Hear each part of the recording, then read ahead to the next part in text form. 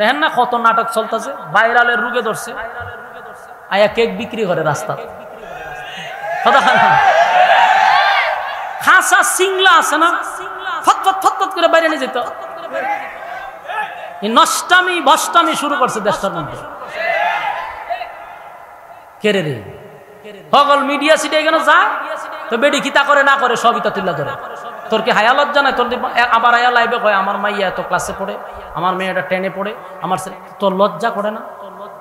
হ্যাঁ, শরম লজ্জা কি বুঝা গেছে? তুই হায়া লজ্জা বলতে মানুষের এখন নাই। তুই ইমান থাকবো কইতিগা, যা মনে আছে তা করতেছে। একটাই ফন্ডরের সাথে প্রেম করে। অন ছুটু ছুটু ফুলা মানাছি গান কইলাম না, আর নিচে লামন যায় না, এর লেগে লামলাম না। এই যে শুরু হইছে, তখন যদি কই বলে কি তারে কয় এটা এনজয়, এক বয়সে ফুলা মানে করো, ইডারে মানুষে খারাপ দৃষ্টিতে দেখেওই না। কোন মানুষ যদি গুনার থেকে বাঁচার জন্য কেউ 2 বিয়া করে, ওই লোক গুলাই কয় হালায় লুচ্চারে, এর চোখ বালা না। বলে কিতা করছে, হালায় 2 বিয়া করে লিখছে।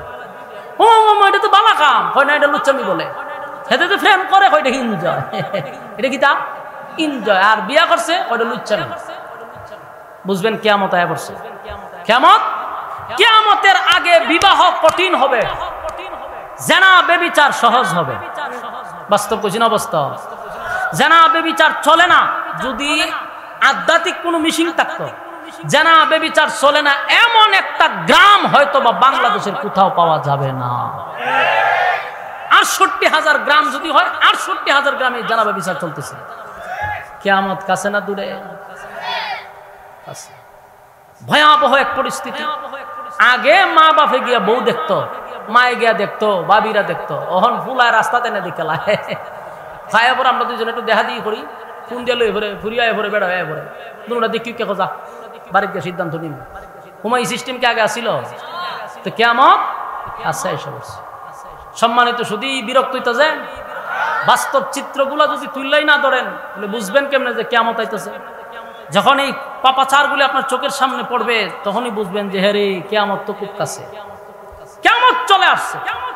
ভয়াবহ এক পরিস্থিতি হবে। আল্লাহ কয় যখন জমিনে পাপাচার শুরু হয়ে যাবে, এই যে ইমাম মাহদী আলাইহিস সালাতু যখন বিজয় হবে, তখন গোটা পৃথিবীতে ইসলামের জয় হবে, খুব সুন্দর চলবে।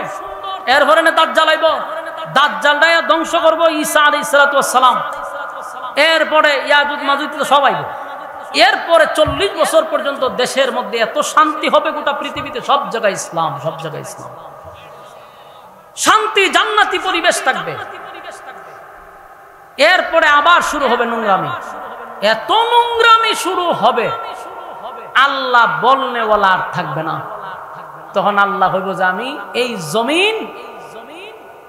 এই জমিন খম্বক্তের জন্য রাখছি না, আল্লাহ বলনেওয়ালাদের জন্য জমিন টিকায় রাখছিলাম। আল্লাহ বলনেওয়ালা যেহেতু নাই, আল্লাহ বলবে ইসরাফিল বাঁশি বাজা, দিব বাঁশি বাজায়া। এই আল্লাহ বলে ইযা যুলজিলাতিল আরদু জিলজালাহা, জমিনের মধ্যে একটা ভূমিকম্প শুরু হবে। কোন রাওয়ায়াতে আসছে 2 বার, কোন জায়গায় আসছে 3 বার, মানে ফু দে দিব সিংহা। এটাকে আরবিতে বলা হয় সুর।